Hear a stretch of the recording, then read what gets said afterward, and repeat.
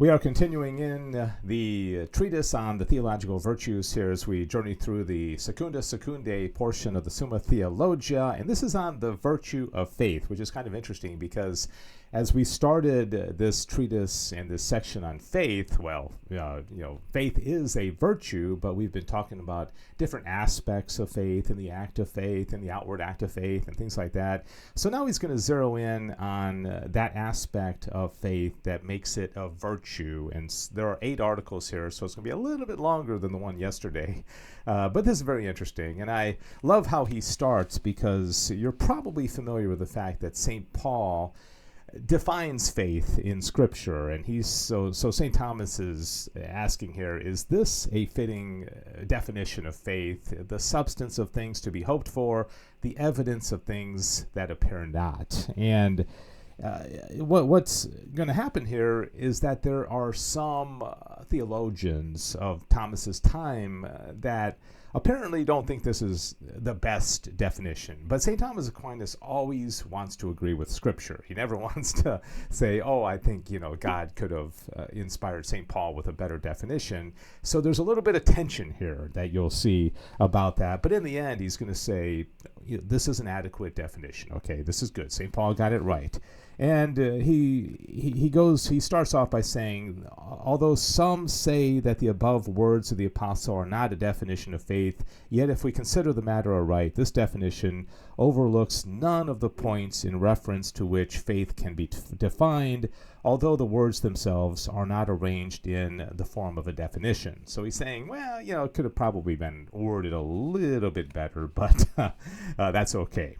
He says, in order to make this clear, we must observe that since habits are known by their acts and acts by their objects, faith being a habit should be defined by its proper act in relation to its proper object. Okay, did you get all that? Now, the act of faith is to believe, which is an act of the intellect determinate to one object of the will's command. What you're going to see in these articles, most of them anyways, is that Thomas is trying to work out how do the intellect and the will interact with each other with an act of faith, because an act of faith is extremely important, and the intellect and the will with God, it's like the same thing, right? You can't really differentiate God's intellect and his will because God just is, but with us they're different. And so he says, hence an act of faith is related both to the object of the will, which is the good and the end, and the object of the intellect, which is the true.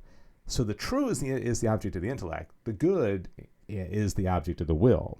Okay, so the good and the true are in many ways synonymous, right? Because it's God as the object of the theological virtues. And this is where it gets interesting. And since faith, through being a theological virtue, has one same thing for its object and end, which is God, its object and end must of necessity be in proportion to one another. The object of faith is the first truth, as unseen, and what we hold on. Okay, we've already established that in the first article of this treatise. The first question is that the object of faith is the first truth, right? Materially, it's all the other things that are, related to the first truth with God. But then he says, no one hopes. Now, one hopes not for what one has already, but for what he has not. Now, hope, as we're going to find out as we move through these theological virtues, is more tied into the will than the intellect. And this is where it gets kind of muddly. He says, in us, the first beginning of things to be hoped for is brought about by the assent of faith, which contains virtually all things to be hoped for, because we hope to be made happy through seeing the unveiled truth to which our faith cleaves. This is going to come up again, and let me just read this last paragraph, because what he says here, he's going to give some definitions from other, very notable theologians like St. Augustine about how they defined faith. He says, whatever other definitions are given of faith are explanations of this one given by the apostle.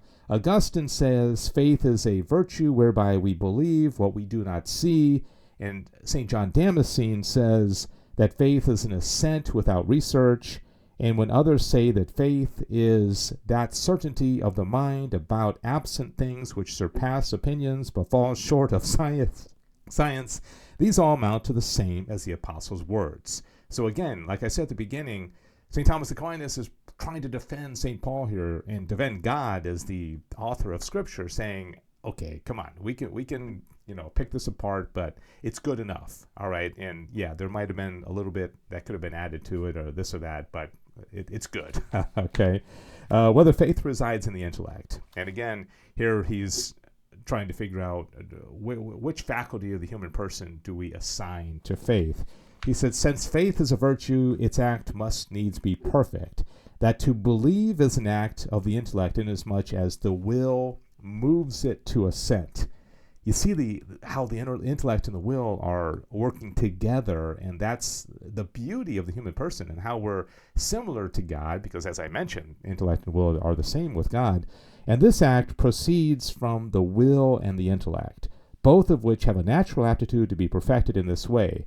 Consequently, if the act of faith is to be perfect, there needs to be a habit in the will as well as in the intellect, even as there needs to be a habit of prudence in the reason, besides the habit of temperance in the concupiscible faculties. So now he's going back to the relationship between, if you remember in the treatise on human nature, we talked about how with every moral act, there has to be a moral virtue and an intellectual virtue. And that intellectual virtue is typically prudence, that they work together. Well, intellect and will work together in the theological virtues, but he says to believe is immediately an act of the intellect, because the object of that act is the true, which pertains properly to the intellect. Consequently, faith, which is the proper principle of that act, must needs reside in the intellect. Okay, so there you go. Is charity the form of faith? So now you see he's trying to find that relationship between intellect and will when it comes to our relationship with God. Now he is going to add another element and tie in charity, okay, which is, of course, one of the other theological virtues. This is how they all tie together. You can almost see a little bit of like Trinitarian theology here, where you've got three separate persons in the Godhead, but they're all related to each other, and that's just me kind of thinking. He says the act of faith is directed to the object of the will, that is, the good, as to its end. And this good, which is the end of faith, is the divine good, which is God, and is properly the object of charity. Okay, so again, the divine God is the object of all the theological virtues. Therefore, charity is called the form of faith, insofar as the act of faith is perfected and formed by charity. Oh, man, that is so cool. So now you see how they're all kind of working together. Whether lifeless faith can become living or living faith lifeless. Now, again, you'll see a lot in the Summa where, and we've already seen this in these articles, where St. Thomas Aquinas is kind of wrestling with some of these other great minds like Augustine and Damascene and Jerome and, people that came before him. And in this case, he is the same thing, because some have said that you have to distinguish lifeless faith from living faith, and they're kind of distinct. He says we hold differently. Interesting when he says we, that living and lifeless faith are one and the same habit. The reason is that the habit is differentiated by that which directly pertains to that habit. Now, since faith is perfection of the intellect, that pertains directly to faith, which pertains to the intellect. Okay, so he's reiterating what he's already said, that faith is principally connected to the faculty of the intellect of the human person. He says what pertains to the will does not pertain directly to faith, so as to be able to differentiate the habit of faith.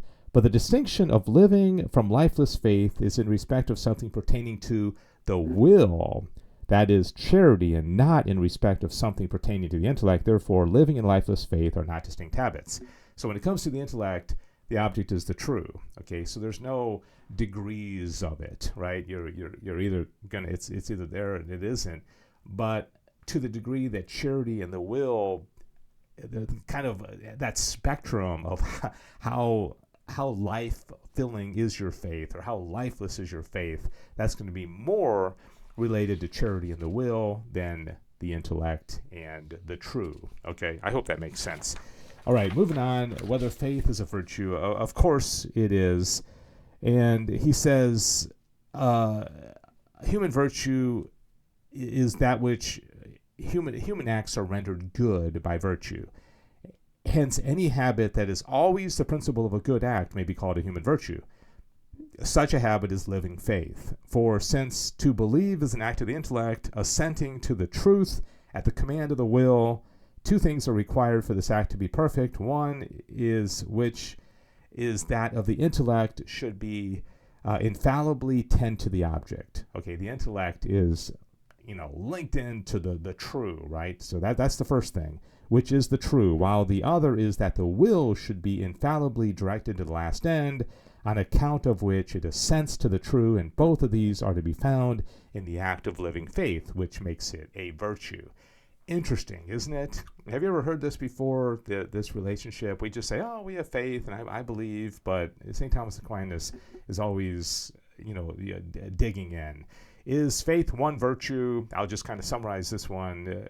There's one object of faith, which is, the first truth, which is God. So in that regard, it is one, as this guy is saying.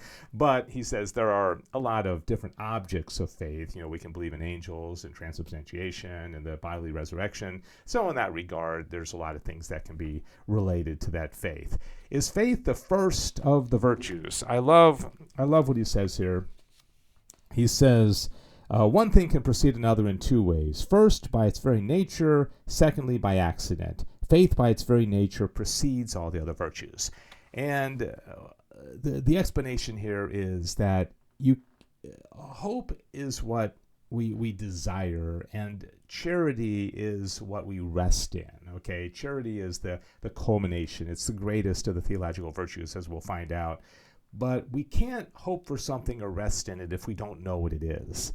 And so we first have to have intellectual assent, of course, aided by the will, but we have to know it. When I teach high school students, I tell them that it's like, here's my cup of coffee right here. If I desire this cup of coffee or I enjoy this cup of coffee, it's only because I know it's a cup of coffee. So I first of all had to have an intellectual understanding of what it is, right, before I can desire it. If I don't even know what it is, I can't desire it, and I certainly can't enjoy it or rest in it. So that's why faith is first. Whether faith is more certain than science and the other intellectual virtues, this is interesting. I don't think I'm going to read this all because it's kind of long, but what he's going to do is, there's 5 principal intellectual virtues. There's prudence, there's science, there's wisdom, knowledge, and understanding. And he distinguishes between prudence and, let's see, what did he say? Prudence and science. I'm sorry, art. Art is the other one. Prudence and art, he says, have to do with like the here below. And the other ones have to do with more, I guess, more, how does he put it? Not practical, but more of the mind, I guess you could say. I don't know if I'm explaining this well enough. Let me read it, okay? I'm sorry. Hang with me a couple more minutes, okay? He says, 2 of the intellectual virtues are about contingent matter, prudence and art, to which faith is preferable in point of certitude by reason of its matter, since it is about eternal things. Okay, that's what I was getting at, which never change, whereas the other 3 intellectual virtues, wisdom, science, and understanding, are about necessary things. And I find it interesting that he adds science to wisdom and understanding, because I thought they were different. And then he goes on and he divides it even more. And listen to what he does. He says, it must be observed that wisdom, science, and understanding may be taken in 2 ways. First, as intellectual virtues, okay, according to the philosopher. Secondly, for the gifts of the Holy Spirit. I've never known science to be a gift of the Holy Spirit. Wisdom, understanding, yeah, but not science. If we consider them in the first way, we must note that certitude can be looked at in 2 ways. So he's dividing it again. Thomas loves to do this. He divides and he divides. Okay, it's his mind is so brilliant. First, on the part of its cause, and thus a thing which has a more certain cause is more certain. In this way, faith is more certain than those 3 virtues. Again, wisdom, science, and understanding, because it is founded on the divine truth, whereas those 3 virtues are based on human reason.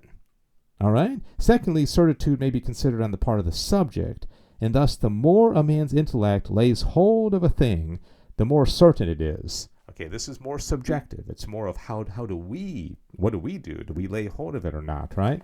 In this way, faith is less certain because matters of faith are above the human intellect, whereas the object of the aforesaid three virtues are not. Since, however, a thing is judged simply with regard to its cause, but relatively with regard to a disposition on the part of its subject, it follows that faith is more certain simply, while the others are more certain relatively. Okay, I know that there's a lot there, and I do understand it mostly, but there's a lot to unpack there. But again, this first go through these. I'm just introducing these concepts, trying to make connections, trying to tie it all together, and hopefully that is satisfactory for you if you're still watching. Okay. All right. So that's question 4, secunda secundae. We're in the second part of the Summa, and this is the virtue of faith. God bless you. Thanks for journeying through the Summa Theologia with me, one question at a time. St. Thomas Aquinas, pray for us.